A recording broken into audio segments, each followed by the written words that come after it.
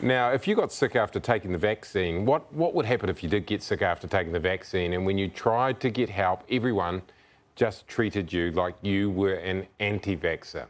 Now, I want to introduce you to a Kiwi who went through that, and then things got worse, much worse. I was like, a body can't go through this much trauma. Like, is this it?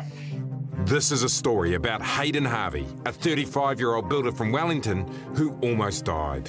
Out of the 9 visits to hospital, I would say 4 of them, I was thinking, I'm probably going to cark it.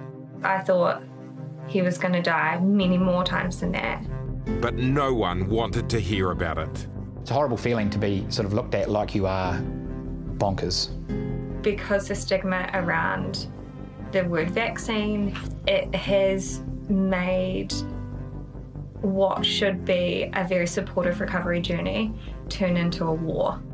In September last year, Hayden, like millions of others, got his first Pfizer vaccine. 2 weeks later, while he and fiancée Jax were looking at wedding venues in Nelson, he started feeling like he was having a heart attack. I went to bed and woke up at about, I think it was about 3 a.m. with like severe chest pain. Every time my heartbeat was like a real deep stabbing pain. And I was like, babe, I'm in a bad way. I think I'm dying. And then we shot to the hospital in Nelson and we're like, oh yeah, you've got pericarditis. Pericarditis is the inflammation of the pericardium, the thin sac surrounding the heart. When it gets swollen, blood and fluid can leak. It's like someone sitting on your chest with a fire burning inside you. Since that day in September, Hayden has been rushed to hospital every few weeks. We've been in and out of hospital 9 times, been admitted to cardiology twice. My things that I've had has been pericarditis, like a pleural infusion, electysis. I think it's electysis. It's my bottom left of my lung collapsed anyway. Not knowing what's going to happen to the person that you love has been really, really hard, and to do that over and over and over and over. I don't think I slept for probably 3 of these 7 months because I would wake up every hour on the hour, check that he was breathing. And then when we were in hospital, there was a time where they had put so much morphine and fentanyl into Hayden's system, and the nurses left the room and they just said, oh, can you make sure that his breaths per minute don't go under 20? So I sat there for an hour counting his breaths to make sure that he wasn't gonna die.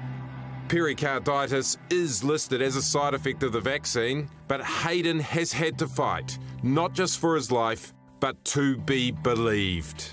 That look on their face when as soon as you say the word vaccine injured or anything to do with the vaccine, it's a complete dismissive look of like, no, Hayden, we're not talking about that here. Almost close the curtains kind of thing. No one was really listening, and my doctor, once I finally got to see her, she said, look, you know, I believe that it's a vaccine-related injury. I'm going to get you ACC.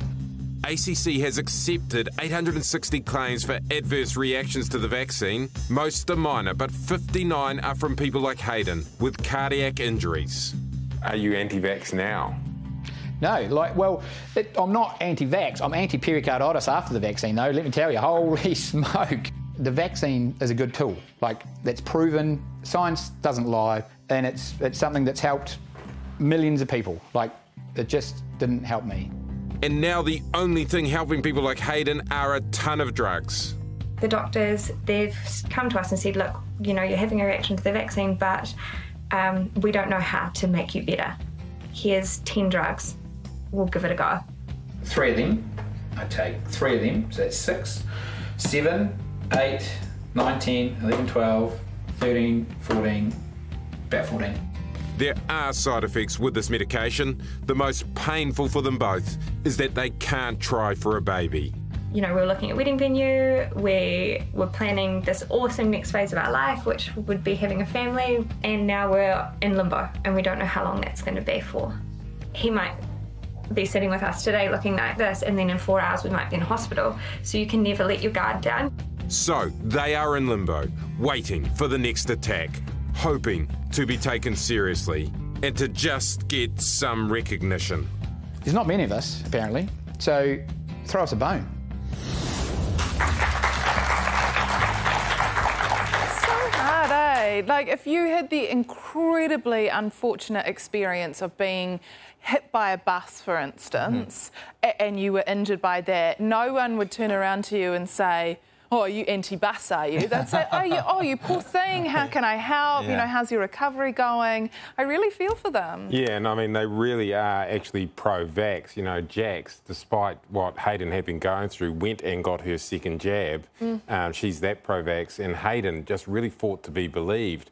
He was trying to get an exemption from his second vax after nearly dying, and got a letter from Ashley Bloomfield himself denying him an exemption for it, you know, and even encouraging him to get his second jab. Just a reminder, if that pericarditis doesn't look much fun to you, you're much more likely to get it once you've got COVID-19 than you are from the vaccine, and the best way to stop those sort of serious results is to get a booster.